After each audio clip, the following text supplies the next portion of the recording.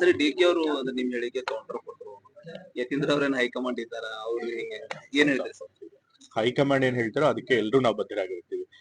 Siddaramaiah ಅವರಾಗ್ಲಿ, D K Shivakumar ಅವರಾಗ್ಲಿ ಅಥವಾ ನಾನಾಗ್ಲಿ ಎಲ್ಲರೂ ಕೂಡ ಹೈಕಮಾಂಡ್ ಏನ್ ಹೇಳ್ತಾರೋ ಅದಕ್ಕೆ ಬದ್ಧರಾಗಿರ್ತೀವಿ. ಅವ್ರು ಹೇಳೋದು ಸರಿಯಾಗಿ. ಸರಿ, ಸಿದ್ದರಾಮಯ್ಯ ಅವ್ರದ್ದು ಅವ್ರದೇ ಆದಂತ ಒಂದು ವ್ಯಕ್ತಿತ್ವ, ಕ್ಲೀನ್ ಇಮೇಜ್, ರಾಜ್ಯ ರಾಜಕಾರಣದಲ್ಲಿ ಅಂತ ಸಿಎಂ ಯಾರು ನೋಡಿಲ್ಲ, ಎಲ್ಲ ಶಾಸಕರು ಅವ್ರ ಬೆಂಬಲ ಇದೆ ಸರ್. ಅಂದ್ರೆ ನಿಮ್ದು ಈಗ ರಾಜ್ಯ ಯಾವ ರೀತಿ ಅಭಿವೃದ್ಧಿ ಪಥದಲ್ಲಿ ನಡೀತಾ ಇದೆ, ಸಿದ್ದರಾಮಯ್ಯ ಅವರು 5 ವರ್ಷ ಸಿಎಂ ಇರ್ತಾರ ಅಂತ ಯಾವ ರೀತಿ ಒಂದು ಕಾನ್ಫಿಡೆನ್ಸ್ ಇದೆ ಸರ್ ಎಲ್ಲರೂ, ನೀವು ಸೇರಿದ್ರೆ ಶಾಸಕರು? ಈಗಾಗಲೇ ಹೇಳಿದ್ನಲ್ಲ, ಈಗ ಹೈಕಮಾಂಡ್ ಅವ್ರೇನ್ ಬದಲಾವಣೆ ಆಗ್ಬೇಕು ಅಂತ ಹೇಳಿಲ್ಲ.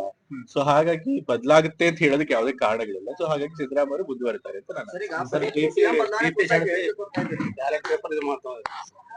ಹೌದು, ಬ್ಯಾಲೆಟ್ ಪೇಪರ್ ಅಲ್ಲಿ ಎಲೆಕ್ಷನ್ ಮಾಡೋದೇ ಸರಿ. ಯಾಕಂದ್ರೆ ಇವಿಎಂ ಬಂದಾಗಿದ್ದಾನು ಎಲೆಕ್ಷನ್ ಪ್ರಾಸೆಸ್ ಬಗ್ಗೆ ಬಹಳಷ್ಟು ಅನುಮಾನಗಳಿದೆ, ಬಹಳಷ್ಟು ಜನ ಅದ್ರ ಬಗ್ಗೆ ಆರೋಪ ಮಾಡ್ತಾ ಇದ್ದಾರೆ.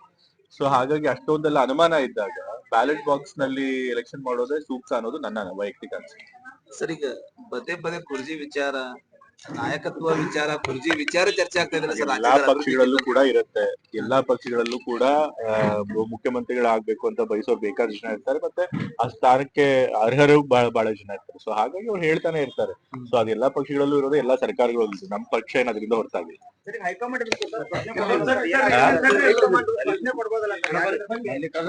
ಹೈಕಮಾಂಡ್ ಅವರೇ ಕೇಳ್ಬೇಕು. ಬಟ್ ಹೈಕಮಾಂಡ್ ಅವರು ಬದಲಾವಣೆ ಮಾಡ್ತೀವಿ ಅಂತ ಹೇಳಿಲ್ಲ. ಸೊ ಹಾಗಾಗಿ ಈ ವಿಡಿಯೋ ನಿಮಗೆ ಇಷ್ಟವಾದಲ್ಲಿ ಲೈಕ್ ಮಾಡಿ, ಶೇರ್ ಮಾಡಿ, ಸಬ್ಸ್ಕ್ರೈಬ್ ಮಾಡಿ.